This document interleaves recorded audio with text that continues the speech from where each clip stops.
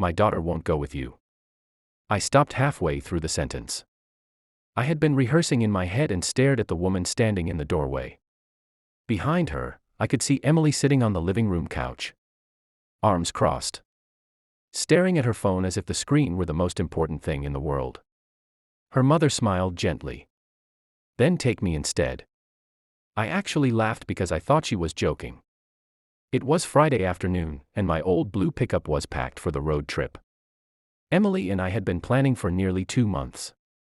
We were supposed to drive from Cleveland to Nashville, spend 3 days exploring the city, listen to terrible music, eat too much barbecue, and finally have the kind of uninterrupted time together that couples always promise themselves but rarely got. I had saved for the trip. I had changed the oil. I had checked the tires twice. I had even bought Emily her favorite cinnamon gum, because she always complained that long drives made her nauseous. And now she had decided she didn't want to go. Not because she was sick. Not because something had happened. She simply said she was tired. Mom, Emily groaned from the couch. Please don't. Her mother looked over her shoulder. What? You know what? I do not. It's embarrassing. I felt my face getting warm. Emily, it's okay, I said. If you don't want to go, we don't have to. She finally looked at me.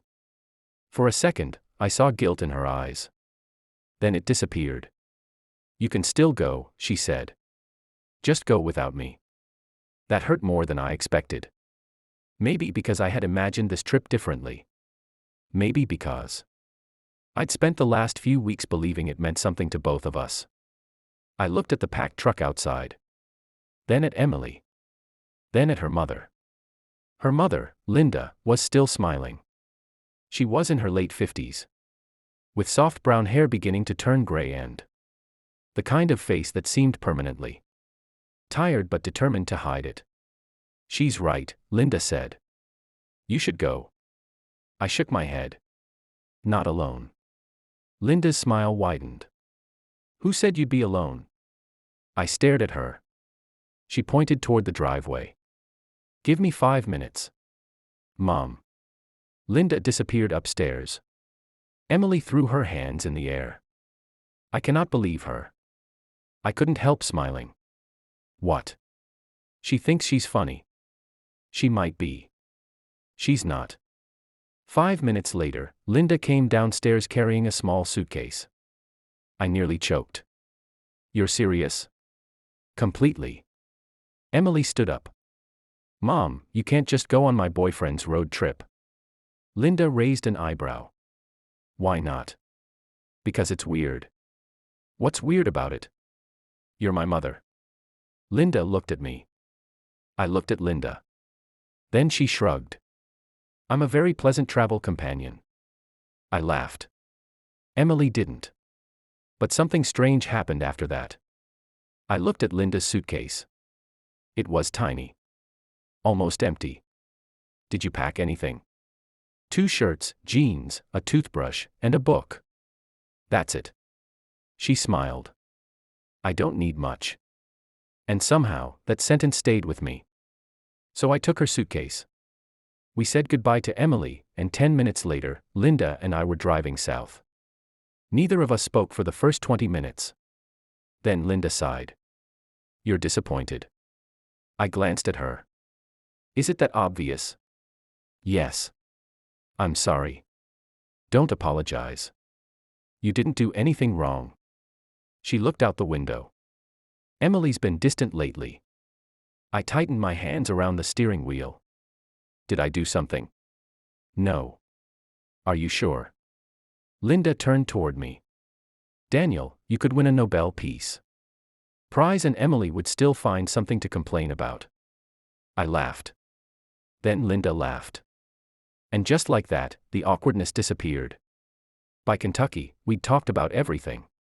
My childhood. Her marriage. Emily's terrible habit of leaving wet towels on the floor. Her late husband, Mark. That last subject changed her voice. He would have loved this trip, she said quietly. I didn't ask why. She answered anyway. Mark died 3 years ago. I knew he had passed, but I had never asked how. I'm sorry. Thank you. She looked down at her hands. He had cancer. The last thing he wanted was to see the mountains in Tennessee. I glanced at her. Did he? She shook her head. He got too sick. For a while, the only sound was the tires against the highway. Then Linda said something that surprised me. That's why I said yes. To the trip? To you. I frowned. She smiled sadly. You're always doing things for Emily. Picking her up. Fixing her car. Bringing her coffee. Listening to her complain about work. You give her so much. I shrugged. She's my girlfriend. Yes. But you're also a good man. I didn't know what to say.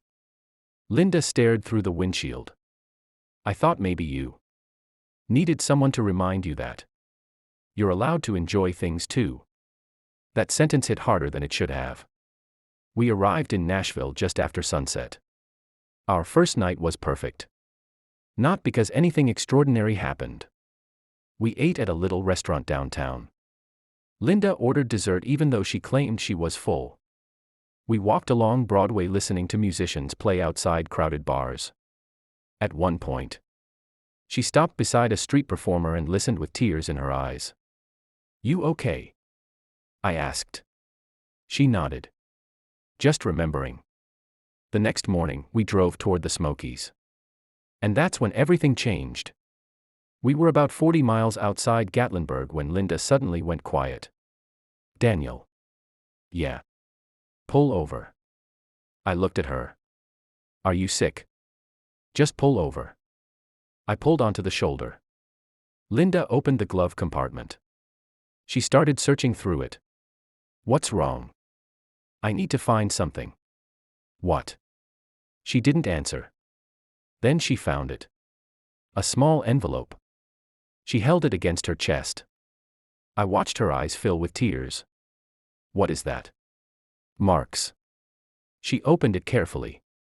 Inside was an old photograph. Mark stood beside a mountain overlook, smiling at the camera. On the back, written in blue ink, were 4 words. Someday, we'll come back. Linda broke down. Not quietly. Not gracefully. She covered her mouth and sobbed. I turned off the engine. Hey. She shook her head. I thought I was ready. For what? To finally come here without him. I didn't know what to do. So I did the only thing that felt right. I got out. Walked around the truck. Opened her door. And hugged her. She clung to me like someone who had been holding herself together for years and had finally run out of strength. I miss him, she whispered. I know. No, you don't. You're right. She pulled back. I looked into her eyes. But I don't have to know exactly what you're feeling to stay. She stared at me. Then she cried harder. We didn't make it to our hotel that night. Instead, I drove until we found a quiet overlook. We sat on the hood of my truck beneath a sky full of stars. Linda held the photograph in her hands. Thank you. For what? For not telling me to cheer up. I smiled. My mom would have smacked me if I did. Linda laughed through her tears. It was the first time I'd heard her laugh that day. The next morning, she asked me to drive to a small mountain trail. We hiked slowly. Linda complained about her knees. I complained about her complaining. She threatened to leave me behind. And for the first time in 3 years, she laughed without looking guilty about it. At the top, we found a wooden bench overlooking the mountains. Linda sat down. I stood beside her. She pulled Mark's photograph from her pocket. Then something unexpected happened. She placed it beneath a small stone on the bench. What are you doing? Keeping a promise. She wiped her eyes. He wanted to see this. She looked around. He saw it. I didn't say anything. Linda took a deep breath. Then she smiled. Now I can go home. On Sunday evening, we returned to Cleveland. Emily was waiting in the driveway. The moment she saw her mother step out of the truck, she ran toward her. They hugged. I stayed several feet away. Then Emily came over to me. She didn't speak for a moment. Finally, she whispered, "I'm sorry." I nodded. "It's okay." "No, it's not." She looked at her mother. She told me what happened. I glanced at Linda. Emily's eyes were wet. I didn't know she was still hurting that much. She probably didn't want you to know. I was being selfish. I didn't argue. Emily looked at me. "Did you have fun?" I smiled. "Your mom is a terrible navigator." Linda shouted from behind us. I heard that. Emily laughed. Then she looked at me again. "Thank you for taking her." I shook my head. "She took me." Emily smiled. "I think that's what she needed." I looked toward Linda. She was standing beside my truck, holding the little suitcase she'd brought with her. Then she called out, "Daniel." "Yeah. You still have that weekend next month?" I laughed. "Why?" She smiled. "There's a place in Maine your truck hasn't seen yet." Emily stared at her mother. "Mom." Linda shrugged. "What?" "He needs a travel companion." Emily looked at me. I looked at Linda. And suddenly, I realized something. The trip I'd thought was ruined had given me something I never knew I needed. Not a romantic memory. Not an adventure. Something better. A reminder that sometimes the people who unexpectedly climb into your life are the ones who help you find your way back to yourself.